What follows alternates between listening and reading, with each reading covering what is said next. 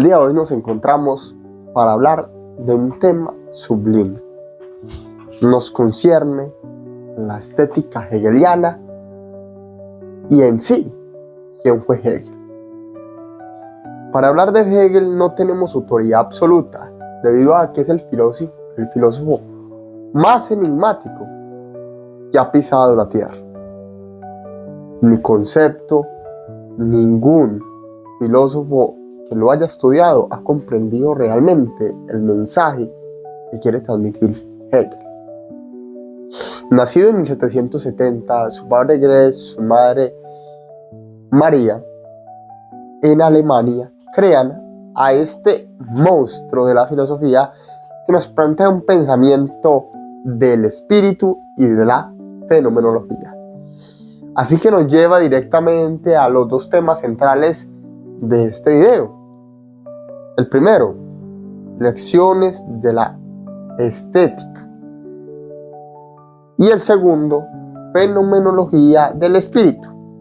Empecemos por la fenomenología del espíritu, debido a que esta es su obra cumbre, la que lo realza, y en ella se ven muchos matices de otros filósofos como Kant y ayudan de base a otros como Marx en este materialismo histórico tan importante para toda esta historia que ha concernido al mundo. Empecemos por saber qué es espíritu, que es el que nos va a acompañar en el resto del video, y lo vamos a definir no como fantasma, no como espíritu, sino más bien como conciencia, como ente de la verdad consciente y consciente colectivo, que en este caso para Hegel era los gobiernos. Impresionantemente nos da este punto de vista del espíritu como una conciencia, sí que lo tenemos claro.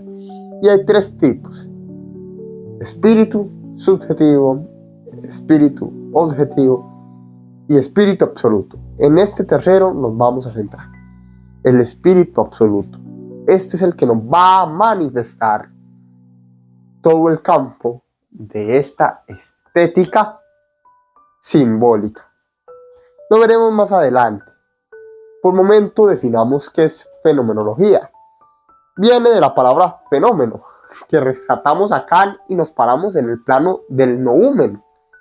Interesantemente, el fenómeno, aquel que me aparece a mí, sujeto, el sujeto y el fenómeno, el sujeto y el objeto, son estas fases de todo lo que tienen que transcurrir y que aparecen para el descubrimiento de la verdad. Sí que lo definimos en pocas palabras: fenómeno es igual objeto. Nos vamos a centrar ahora sí en el segundo libro, pero lo vamos a ir relacionando con este. ¿En qué sentido? En el sentido de la dialéctica, que este es uno de los más interesantes.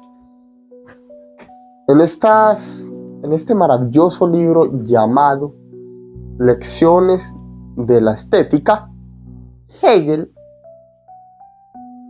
pone a las pirámides de Egipcio y las incluye en su libro como el primer paso y el primer simbolismo de la estética, y lo divide en tres partes: arte simbólico, arte clásico y arte romántico.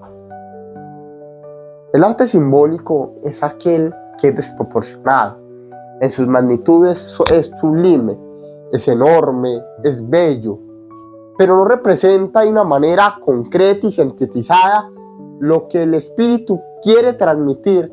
Este espíritu absoluto quiere representar en su forma paisaje actual y concreto de este panorama sensible, porque siempre recordemos que Hegel denomina a la estética no solo como la belleza, sino como la representación que tiene el espíritu absoluto en este mundo de sensibilidades. Y esta maqueta que ustedes ven acá con las pirámides son 3. Sus nombres: Micerino, Khafre y Keops son este simbolismo primario. Para Hegel, esto es re importante para la estética, porque es esta lucha que tiene el espíritu de el intento por expresar su conciencia y su trayecto, su autoconciencia. Y lo tienen que ir viviendo no solo cronológicamente, sino desde la dialéctica. ¿Y cómo se va a conectar esto con la dialéctica? Lo vamos a utilizar en una metáfora que él utilizaba mucho y en su libro aparece: amo y esclavo. Quiero que se imaginen un amo que necesita de su esclavo para ser amo y un esclavo que necesita de su amo para ser esclavo. Suena paradójico, pero se los explico. En este plano, sujeto, amo, objeto, esclavo. Entonces imagínense que reevaluamos a Kant, que decía que el ser humano, generalizando, es fin, no medio. En esta metáfora que estamos utilizando hay un medio que es humano, que es el esclavo, pero que solo le da el ente del esclavo porque tiene un amo, y el amo solo le da el simbolismo de amo porque tiene un esclavo. Así que se interrelacionan. Y Marx, aquí lo podemos ver en esta foto humorística, tiene un libro de Hegel leyéndolo al revés, un poco chistoso, con la mano en la cabeza, en la frente. ¿Y esto a qué se debe? Efectivamente, a que él, en su proletario, se puede llegar a sintetizar de eso: amo y esclavo. Tienen que vivir y trayectar todo esto en estos 3 artes.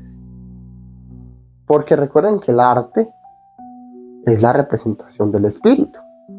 Acá habían esclavos que representaron su trabajo y buscaron esa aprobación en su trabajo. Pero en su papel de esclavo, su trabajo no es suyo, sino de su amo. Y aquí entra otro concepto de las escuelas helenísticas, el estoicismo, que la alegría del esclavo depende de lo interior, no de lo exterior. Pero suena ya aún más paradójico decir que el esclavo puede independizarse de su amo, pero el amo no del esclavo. Aún más todavía, cuando nos damos cuenta de que estas pirámides son el inicio del camino transitorio que hace todo el espíritu para ver su camino. Y en la dialéctica, cómo los esclavos representan de una manera desproporcionada y no tan clara y razonable, pero sublime, de una primera medida en esta lucha apresurada para Hegel que tiene con este arte. Es apresurada porque es la primera, y va a pasar al arte clásico con la representación estética y precisa del ser humano, representación del espíritu, y después nos vamos a pasar a esta, al romántico. Dice una frase: el arte romántico es el momento en que el contexto espiritual se vuelve tan profundo, tan subjetivo e interior, que la forma sensible ya no puede contenerlo adecuadamente. ¿Esto qué quiere decir? Forma sensible, que no representa todo lo que quiere transmitir el espíritu en esta primera medida, simbolismo. Después lo transmite adecuadamente, logra transmitirlo en Grecia con las esculturas del hombre. En romántico, el Espíritu Santo podemos decir el que vemos allá, el de la iglesia con una paloma, se queda corto para transmitir lo que es el espíritu. No es adecuado, ya no lo retiene. Así tal como él lo comentaba en su metáfora de la semilla y el árbol. Semilla, árbol, lo mismo. Pero en esta tesis, antitesis y síntesis, ¿qué lo llamaba más? Sensum en alemán, posición. Hensal, contradicción. Y Aften, superación. En esta primera posición, imagínense en el color blanco. Yo creo en el color blanco y es mi posición. Contradicción, me paso al contrario más cercano, el negro. Pero tuve que, Aften, superación, superarlo y a la vez desprenderme de él, pero con él. Porque eso ocasionó lo segundo. A depende de B y B de A. Porque si no hay esta correlación, no existe A ni B. Y para eso está esta tesis, digámoslo, esa síntesis que hay ahí. Entonces, terminemos concluyendo.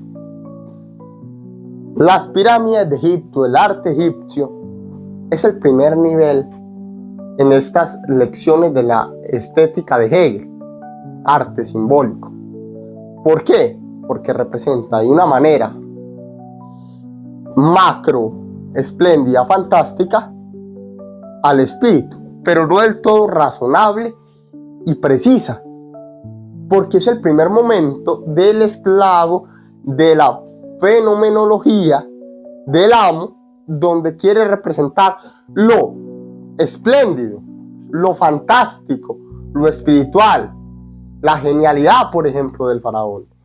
Y lo hace de esta manera, grandes pirámides, como podemos observar. Y es esta alfa que marca el inicio del camino que tiene que vivir obligatoriamente el espíritu en esta historia del arte. Las pirámides tienen esa relación de ser el inicio del camino de la estética para Hegel. Muchas gracias.